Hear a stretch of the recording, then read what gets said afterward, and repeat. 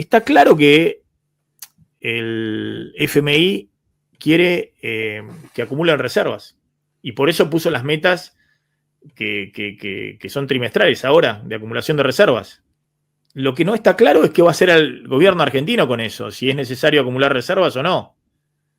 Eso es lo que no queda claro, ¿no? Entonces, me parece que ahí hay toda una duda respecto a qué va a pasar. Si efectivamente el gobierno va a esperar a que baje en algún momento a 1.000 pesos el dólar y acumular ahí menos reservas, o si va a haber algún mecanismo de intervención dentro de la banda para acumular más reservas, ya sea el Tesoro o el Banco Central. Me parece que la pregunta que todos están haciendo. Por ahora el dólar flota, supuestamente sin intervención del Banco Central, y el Banco Central en 2 semanas no compró un solo dólar de reservas. Tampoco vendió, cosa que venía haciendo hasta ahora, pero no compró, ¿no? Y eso abre un interrogante, si vos podés estabilizar sin reservas y si el gobierno, como dice Caputo, no le interesa acumular reservas en el Banco Central. Y como dice Milei, en el último informe de Equilibra, justamente, hace mención a algo que yo no había visto, que es esto. Ven ahí el tipo de cambio real, promedio histórico, 1.625 pesos. El equilibrio que planteaba el FMI ahora en el documento, ¿no? Cuando habla de entre el 15 y el 25% que tiene de apreciación real respecto al dólar de partida, que era 1.078. Entonces, ahí se supone que el FMI está planteando que ellos ven un tipo de cambio real de equilibrio, de lo que se llama el tipo de cambio real de equilibrio, que equilibra las cuentas externas entre 1.300 y 1.460 pesos. Eso ya habíamos mostrado el párrafo del FMI en el cual hablaba de que había una apreciación del peso entre 15 y 25%, pero esto no es lo relevante, porque ahora estás entre bandas de entre 1.000 y 1.400 pesos, y el dólar puede estar, no sé, en 1.200, o ahora como está en 1.160, o como estaba hace un rato en 1.180. Lo relevante es, lo que dice acá Equilibra, me parece muy interesante, que advierte que el fondo... yo no sabía que estaba este indicador, pero me parece que es muy interesante. El staff del FMI considera que la situación de las cuentas externas de Argentina es de mucha vulnerabilidad. Entonces, efectivamente, se desprende de varias partes del documento. El fondo usa una métrica llamada ARA, Assessing Reserve Adequacy, que evalúa si las reservas internacionales de un país son suficientes para enfrentar crisis externas. Combina factores como exportaciones, deuda de corto plazo, pasivos líquidos y otros flujos volátiles para estimar un nivel adecuado. Si la métrica es 100%, las reservas son adecuadas, y si es menor, son inadecuadas. Según el memorándum de entendimiento técnico del FMI, el valor actual de la métrica ARA para Argentina es 20%, ¿no? Es decir, con los 6.500 de reservas negativas. De hecho, efectivamente, dice el fondo que las reservas, el staff del fondo, que las reservas están en 6.500 millones de dólares negativas, y dice que esto es consistente con una cobertura total de reservas brutas de solo el 20% de la ARA Metric, es decir, de este indicador que usa el FMI para ver cuál es la fortaleza de la economía para enfrentar crisis externas. 100% es adecuada. Bueno, Argentina está en 20%. Esto también se entiende con la declaración de esta semana del secretario del Tesoro, diciendo si hay un shock externo, ahí vamos a estar para la Argentina. Bueno, ¿por qué? Porque mientras Argentina no acumula reservas propias, todos están viendo que tiene una fragilidad extrema en términos de los shocks externos, más allá de los fondos que le puso el FMI y los organismos internacionales, ¿no? Y después, lo que plantea el documento es que se asume que Argentina va a ir al 100% de cobertura de esta métrica en 2030, es decir, que va a ser lento el proceso, ¿no? consistente con la adopción de un régimen de tipo de cambio sustentable, ¿no? En otro lugar dice que el tipo de cambio real efectivo proyectado gradualmente va a converger a los fundamentos de la economía, ¿no?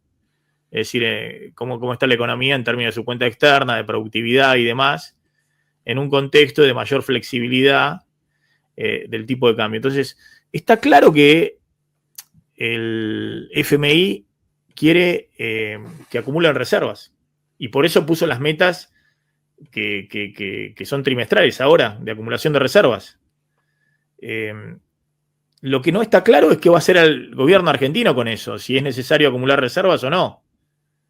Eso es lo que no queda claro, ¿no? Entonces, me parece que ahí hay toda una duda respecto a qué va a pasar. Si efectivamente el gobierno va a esperar a que baje en algún momento a 1.000 pesos el dólar y acumular ahí menos reservas, o si va a haber algún mecanismo de intervención dentro de la banda para acumular más reservas, ya sea el Tesoro o el Banco Central. Me parece que la pregunta que todos se están haciendo. Por ahora el dólar flota, supuestamente sin intervención del Banco Central, y el Banco Central en 2 semanas no compró un solo dólar de reservas. Tampoco vendió, cosa que venía haciendo hasta ahora, pero no compró, ¿no? Y eso abre un interrogante, si vos podés estabilizar sin reservas y si el gobierno, como dice Caputo, no le interesa acumular reservas en el Banco Central. Y como dice Milei, que no hace falta acumular reservas en el Banco Central y que ya con las que te prestó el FMI en algún momento va a bajar el riesgo país. Si hay un shock externo, y bueno, ahí está Scott Bessent, obviamente el gobierno ruega que siga estando en su cargo junto con Trump, para poner un fondo de estabilización de emergencia, ¿no? Me parece que esta es un poco la discusión, Martín, que hay respecto a las reservas. Es decir, una discusión es la transmisión en la economía real, con el dólar flotante donde se estabilizan los precios, ¿no? Y la otra discusión es, con el dólar flotante, ¿a qué nivel de tipo de cambio el Banco Central acumula reservas? ¿No? Hoy salió un artículo en La Nación que hablaba de esto que vos acabas de mencionar, Maxi, que en esa reunión donde estuvo Caputo dijo que, como de alguna manera dio a entender que no hacía falta acumular reservas, y entramos otra vez en esta situación en la que siempre estamos respecto del Fondo y Argentina, que, o sea, se hace un acuerdo, o se establece alguna línea de trabajo, o sea, un acuerdo que ya estaba de antes, uno nuevo, y estas contradicciones, ¿no? O sea, supuestamente está en la meta de reservas, pero ahora Caputo dice que no hace falta cumplirlas. Entonces, yo creo que lo malo de eso es, no sé si es un error de comunicación o qué es, pero me parece que no ayuda a anclar las expectativas, porque es como que no cierra no cierra la explicación. Entonces, el que está del otro lado, formando un precio, formando una expectativa o tomando cualquier decisión económica, no permite tener reglas del juego claras para todos. O sea, porque habíamos dicho, no, entonces el dólar, porque veámoslo en la práctica, el dólar va a ir al piso de la banda porque el Banco Central tiene que comprar. Entonces, porque entonces si no ato las cosas y digo, si el dólar no va al piso de la banda, el gobierno incumple con el fondo y se rompe todo el programa. Entonces no va a pasar eso, no puede pasar eso. Pero después te dicen, no hace falta comprar. ¿Pero cómo? Entonces, ¿no hay meta de reservas? O sea, hay algo que no cierra. No es por ponerse en exquisito, ¿viste? O cuestionar o lo que sea. Es simplemente porque vos tenés que saber a lo que estás jugando cómo son las reglas, ¿viste?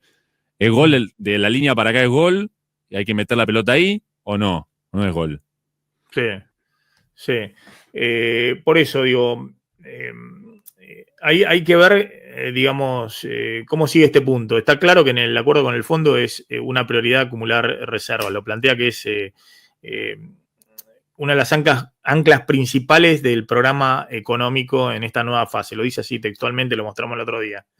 Y aparte, acabamos de mostrar también lo que considera que es una debilidad muy fuerte de las reservas netas del Banco Central y por eso tienen que acumular reservas. Pero Milei dice que no le interesa acumular reservas, que no es una meta prioritaria. y coordinaron la ayuda y la salida de Scott Bessent diciendo que si tiene un shock externo va a haber un préstamo extraordinario del Tesoro de la Argentina. Entonces hay que ver si el gobierno sigue el tema dejó que el dólar flote y que se equilibren los flujos y el Banco Central no interviene, salvo que baje a 1.000 pesos. Me parece que fue un mecanismo para coordinar expectativa y que dar marcha atrás con los aumentos de precio iniciales de la salida del cepo, si recalculan respecto a eso o si efectivamente es así. Si la política es pasar de largo y no acumular reservas en el Banco Central. La dinámica del mercado cambiario, ahí yo te mandé una pantalla de lo que es el mercado, la caja de puntas, donde se ve, digamos, en la lista de órdenes que cuando el dólar oficial se acerca a 1.178 aparece mucha oferta. Mirá. Y se corre la demanda. Esto es un mercado que se va a ir armando y lo vamos a ir reconociendo a medida que pasan los días. O sea, no flota el tipo de cambio en Argentina de hace 6 años, o no flotaba desde hace 6 años. No, todavía no hay un mercado que se haya armado con reglas del juego, o lo que hablábamos recién de la regla del juego, ¿no? Con una dinámica ya aceitada. Pero obviamente el hecho de que esté la posibilidad de hacer tasa en pesos hace que a medida que el dólar sube, se hace tentador vender dólar para colocarse en tasa, de la manera que cuando baja el dólar piso de la banda, hay un incentivo para cerrar la posición de pesos y recomprar el dólar. Entonces, estando esos dos incentivos, hace que cuando el tipo de cambio suba vas a tener oferentes como estás teniendo ahora. Y después esta es la parte financiera, después está la parte, no sé, los que tienen dólares, las exportaciones y demás, que también deben estar esperando para vender, porque estamos en temporada alta.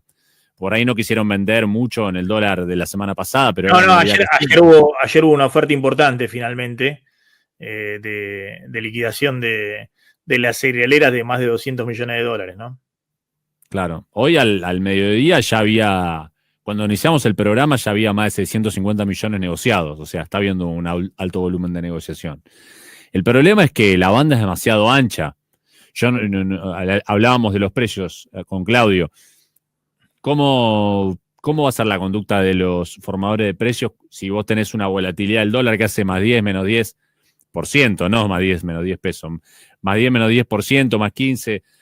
O sea, tiene 40% de piso a techo la banda. Esa es la clave, ¿no? Cómo se van a formar los precios, sobre todo en el corto plazo. Si vos vas a tener o no ahí un impacto en los precios en el corto plazo, ¿no? Porque venís,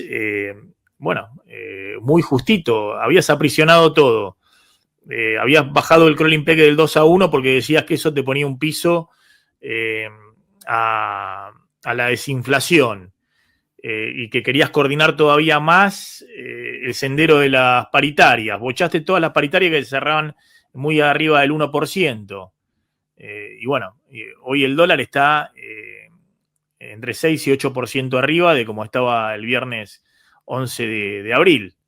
Y los precios, vamos a ver a dónde quedan.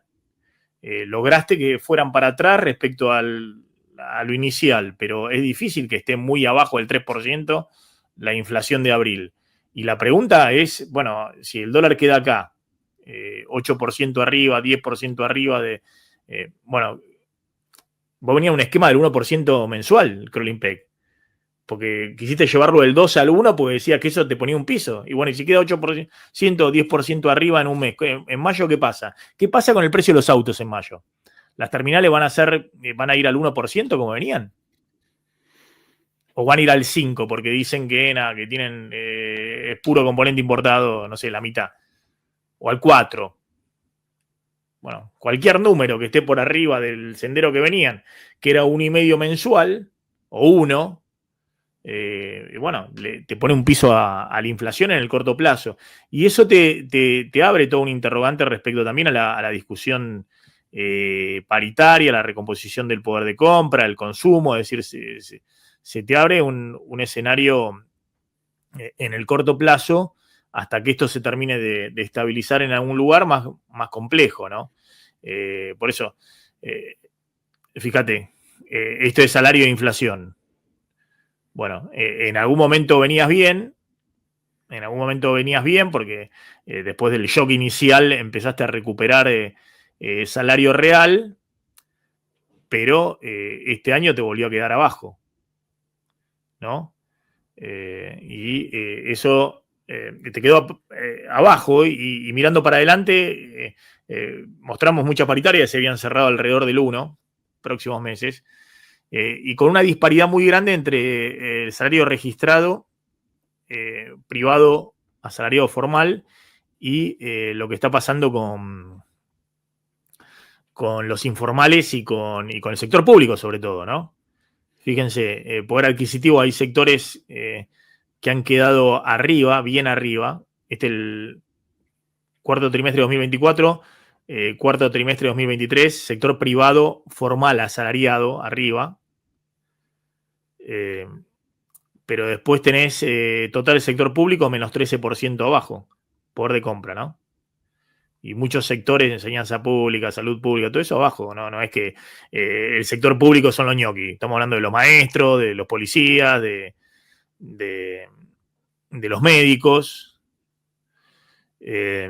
Y también el salario informal, ¿no? Y esto es todo 2024, que de nuevo, cuando vos tomás sector público, lo que estaba 20 puntos abajo. Pero el sector privado, bueno, en 2024, en el promedio del año, en general terminó abajo, 3,7 abajo. Lo que pasa es que acá estás usando, también metiendo en el privado a los informales, me parece. A ver si se ve acá. Ahí está. Esta curva, donde el salario privado registrado, asalariados registrados, recuperó toda la pérdida del año pasado y está prácticamente en noviembre de 2023. Hay algunos gremios obviamente que están por arriba.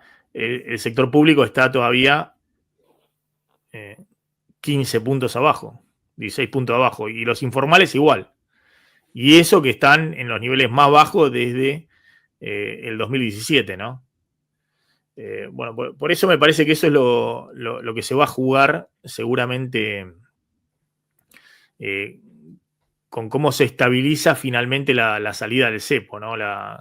Cómo se estabiliza el dólar flotante y cómo se forman precios en estos meses críticos, ¿no? Sí. Maxi, ahí en 1200 más o menos apareció una venta del MEP y bajó 20 mangos de golpe, pero ahora ya no es intervención. Es oferta, digamos. Mirá. Esto es lo que se está empezando a armar, digamos, de que price discovery, ¿no? Había dicho el gobierno y es así, o sea, a ver qué pasa a cada precio. Pero acá es donde opera confundiendo esto de lo que dijo Caputo de que no es importante o no hace falta acumular reservas, porque vos, o sea, cuando estás en ese price discovery y sos alguien que está pensando si ofrecer dólares y venderlos y pasarse a tasa, pensás, no se puede ir muy arriba el dólar porque el gobierno tiene que comprar en el piso de la banda. Entonces eso es un anclaje fundamental del programa. Pero si eso no está, entonces está como bola sin manija en la banda, puede estar como bola sin manija en la banda. O sea, te saca el anclaje ese fundamental de que el gobierno lo necesita en el piso de la banda. Si no lo necesita ahí porque no necesita comprar, entonces no sé si va a ir al piso de la banda. Y sí, es como que se te vuelve en contra. No sé cuál es el objetivo de haber dicho eso en esa reunión. Y básicamente fue el objetivo de generar la impresión. Mira, es un poco lo que pone acá Hernán Lacunza, que no sea Milanó respecto a la cantidad de cosas que le dijo Milei y los insultos.